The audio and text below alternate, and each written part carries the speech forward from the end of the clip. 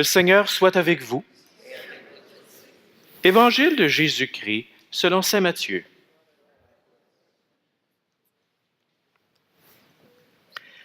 Jésus était venu dans la région de Césarée de Philippe, et il demandait à ses disciples, « Le Fils de l'homme, qui est-il d'après ce que disent les hommes ?» Ils lui répondirent, « Pour les uns, il est Jean-Baptiste, pour d'autres, Élie, pour d'autres encore, Jérémie ou l'un des prophètes. » Jésus leur dit, « Et vous, que dites-vous? Pour vous, qui suis-je? » Prenant la parole, Simon-Pierre déclara, « Tu es le Messie, le Fils du Dieu vivant. » Prenant la parole à son tour, Jésus lui déclara, « Heureux es-tu, Simon, fils de Jonas. Ce n'est pas la chair et le sang qui t'ont révélé cela, mais mon Père qui est aux cieux. Et moi, je te le déclare, tu es Pierre, et sur cette pierre je bâtirai mon Église, et la puissance de la mort ne l'emportera pas sur elle. Je te donnerai les clés du royaume des cieux. Tout ce que tu auras lié sur la terre sera lié dans les cieux, et tout ce que tu auras délié sur la terre sera délié dans les cieux. » Acclamons la parole de Dieu.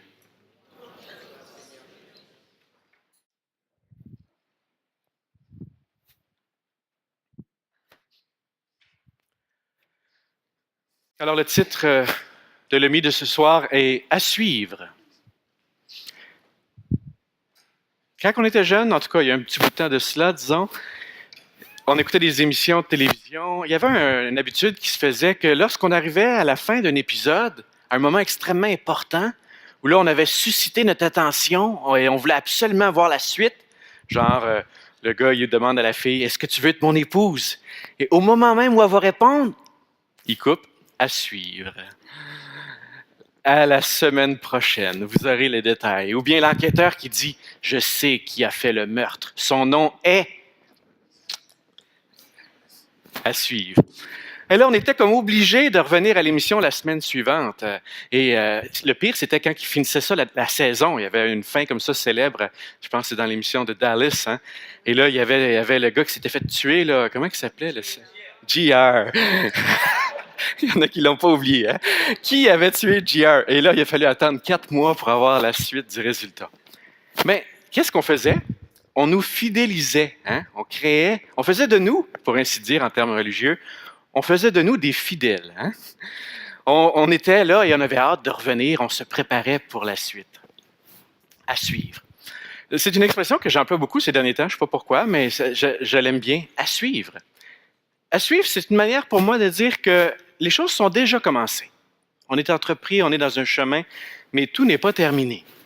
Alors à suivre, c'est comme une manière de dire, bon ben, on a dit ce qu'on avait à se dire sur le sujet, on y reviendra un peu plus tard. À suivre. Ce soir, on a un récit d'une rencontre, d'une conversation avec Jésus et ses disciples. À une première lecture, on pourrait se dire, c'est des amis qui se parlent comme ça, sur le bord d'un lac. Ça ressemble à ce qu'on aurait le goût de vivre à ce temps-ci de l'été. Hein? On a une petite conversation comme ça. Mais c'est bien plus que ça. En fait, l'Évangile semble nous indiquer que l'événement que nous avons entendu ce soir est un événement essentiel, un point tournant dans la vie de Jésus.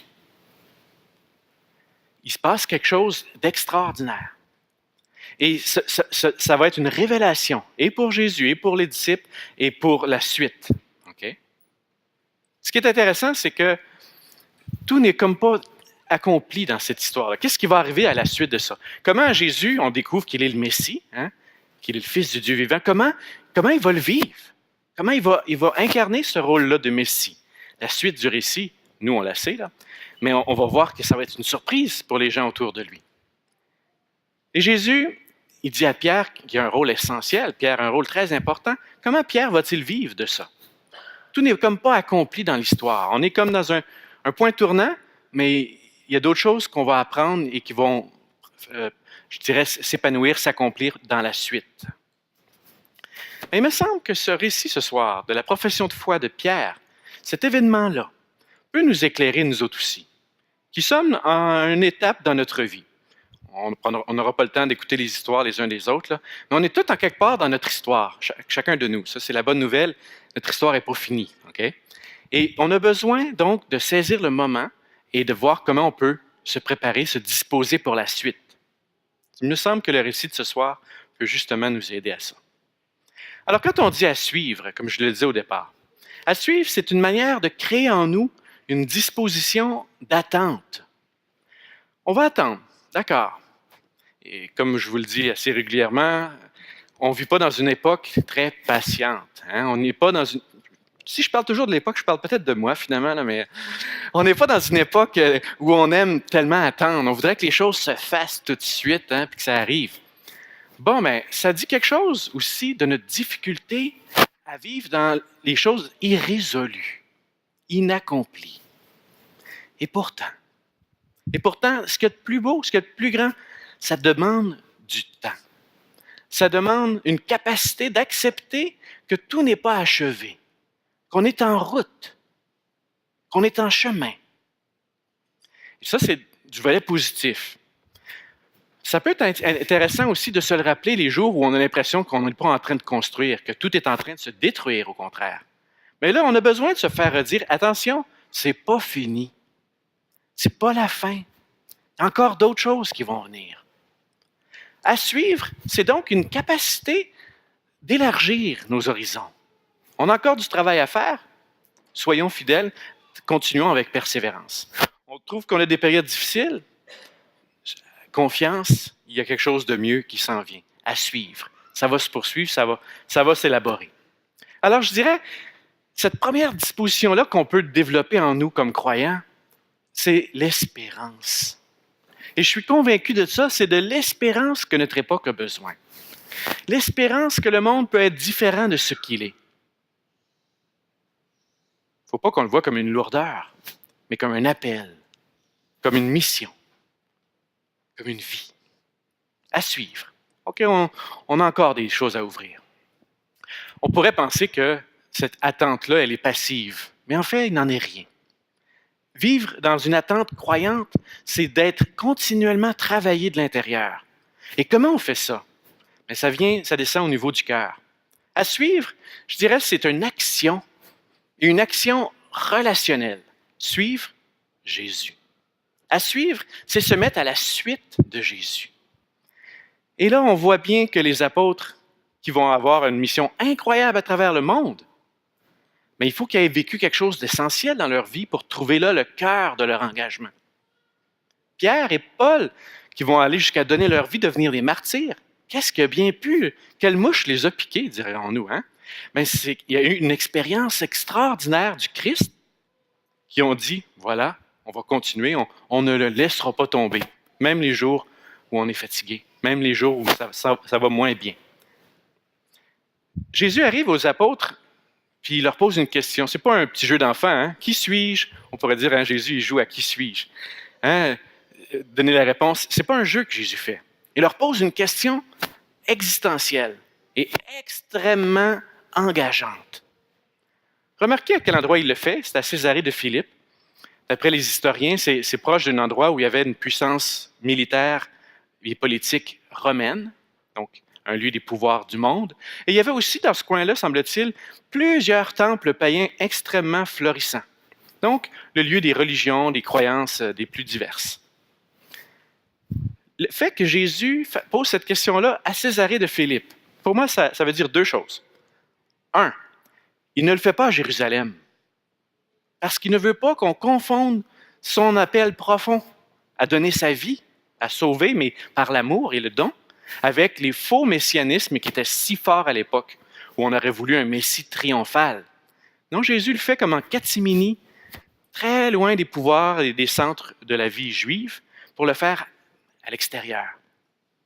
Et le fait qu'il le fasse devant les lieux qui symbolisent des pouvoirs du monde et des croyances du monde, c'est aussi un appel à ses apôtres. Êtes-vous bien sûr que vous voulez rester avec moi? Ça va être engageant.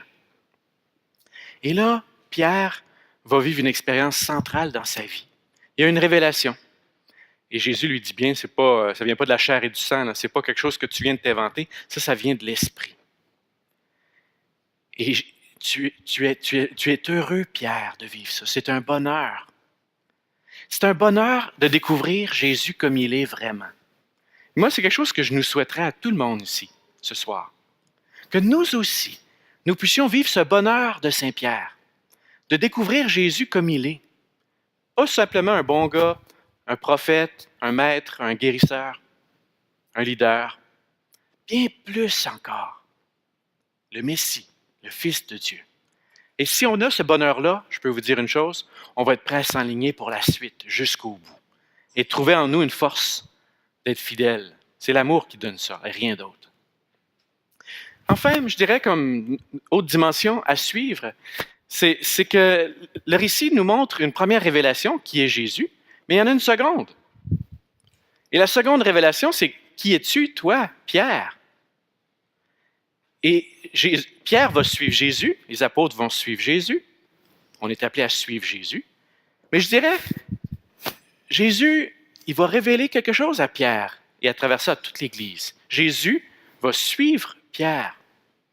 On pourrait dire, je vais suivre Pierre au sens où on suit quelqu'un, mettons qu'on a un protégé ou quelqu'un qu'on est mentor, on accompagne quelqu'un, on va le suivre. C'est-à-dire qu'on l'accompagne, on veille sur lui. Les parents suivent leurs enfants, OK? Parfois à la trace, OK? Ils suivent leurs enfants. Bien, suivre son enfant, c'est-à-dire, je crois en toi, je te suis, je vois où est-ce que tu vas et je t'accompagne. Jésus va suivre Pierre.